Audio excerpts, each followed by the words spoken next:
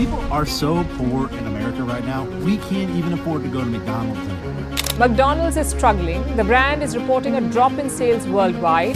They're down by 1%. So McDonald's is all mad, boo-hooing. Our sales are down. It's the economy. It's the president. It's everything. In the first quarter of 2025, McDonald's reported a 3.6% drop in U.S. same-store sales, its steepest decline since the COVID crisis in 2020, according to Reuters.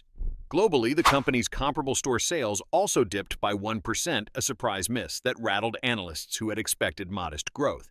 The reaction on Wall Street was instant. MCD shares sank sharply, dragging the entire food and beverage sector into the red. This wasn't about losing to Wendy's or Burger King. It was something deeper.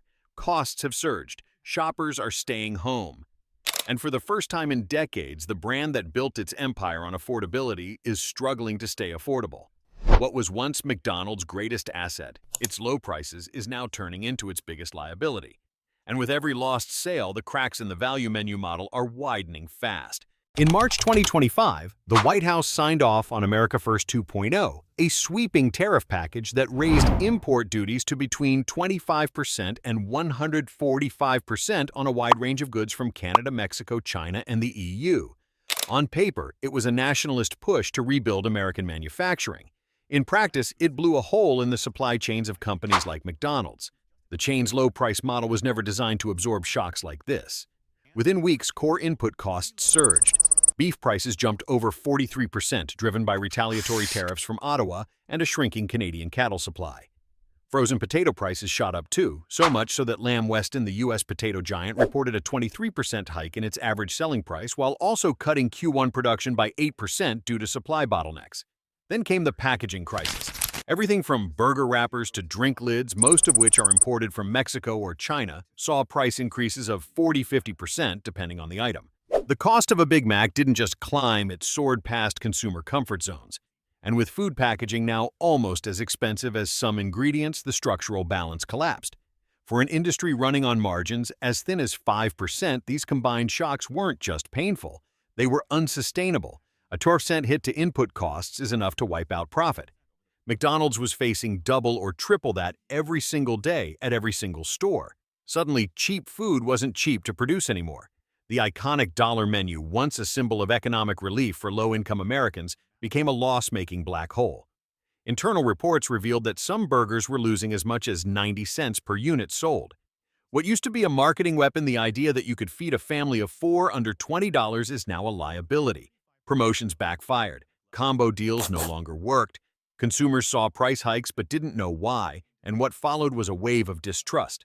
McDonald's didn't just lose pricing power, it lost the core promise that made it king affordability. And with tariffs still rising, the worst may be yet to come. The United States is about to break, and nobody is willing to talk about it. When your business is built on volume, losing foot traffic is fatal. And in Q1 2025, that's exactly what happened to McDonald's. As input costs surged and menu prices climbed low and middle-income customers, long the backbone of the chain, began pulling back. According to internal estimates and industry analysts, store visits from these segments dropped by up to 10% across several key regions. The fallout was immediate. In an attempt to stop the bleeding, McDonald's rolled out aggressive promotions, $5 combo meals, extended loyalty points, limited-time value menus, but nothing stuck. When every dollar matters, even a small price bump feels personal. Consumers didn't just pause, they walked away, and they didn't walk alone. Even higher-income customers, previously insulated from price volatility, began shifting habits, choosing to cook at home, delay orders, or try cheaper alternatives. It wasn't just about price, it was about perceived value. A $7 Big Mac doesn't hit the same when the economic backdrop feels unstable. And when your brand has sold itself for decades as affordable fast food, the disconnect becomes lethal. More alarmingly, the data shows that this wasn't just a temporary dip. It was a signal that McDonald's central strategy, the value-first proposition, is starting to crumble under pressure. The chain no longer feels like a lifeline. For many, it now feels like a luxury. If that shift becomes permanent, McDonald's isn't just losing customers, it's losing its identity. Desperate to escape the suffocating grip of U.S. tariffs, McDonald's pulled the trigger on its most radical restructuring yet. 6 major domestic processing plants were shut down, and the company began shifting production overseas under a bold, risky blueprint, Project Golden Arch Exit. The new anchors Vietnam and Brazil, two cost-efficient hubs far removed from the tariff battlefield. In a standout move, Brazilian meat giant JBS pledged $100 million to build dual processing facilities in Southeast Asia dedicated to supplying McDonald's with beef, pork, and poultry across emerging markets. On paper, this shift slashes costs, but in practice, it opens a Pandora's box. Longer shipping routes, more middlemen, fragile cold chains, and with them, a surge in quality control risks. For a brand that built its empire on consistency, even a minor delay in Southeast Asia's congested ports could spell disaster. A Big Mac that's not fresh isn't just a missed sale, it's a reputational crack. And those cracks spread fast. Worse, this isn't a temporary fix, it's now the core of McDonald's supply strategy. But when cheaper also means less fresh, the brand faces a new kind of inflation value erosion. Cutting costs can't come at the expense of trust. And with every extra mile in the supply chain, McDonald's is betting that consumers won't notice or won't care. That bet may not hold. When McDonald's shuttered 6 major U.S. processing plants, the shockwave wasn't just corporate. It tore through the fabric of real lives. More than 60,000 American workers, from assembly line operators to warehouse clerks and truck drivers, found themselves out of work, many with less than 2 weeks' notice. The hardest-hit states Ohio, Iowa, and Texas weren't just industrial hubs. They were communities built around the promise of a stable paycheck anchored by the Golden Arches. These weren't just jobs lost, they were local lifelines severed. In towns where McDonald's was the single largest employer, its departure created a vacuum. Property tax revenues have plunged up to 40% in a single month, crippling school budgets and forcing layoffs of teachers and city workers. Refrigerated trucks now sit idle, rusting in forgotten lots. Food processing facilities, once the pride of small-town economies, are now silent shells. On the streets of Springfield, Waterloo, and Lubbock, the story is the same. No customers, no paycheck, no fallback. Local diners that served McDonald's workers now close by 5 p.m. School cafeterias face shortages. Parents, many of whom worked different shifts at the same facility, are scrambling to pay rent. In the face of this chaos, the Teamsters Union sounded the alarm, threatening nationwide strikes and calling for urgent federal assistance.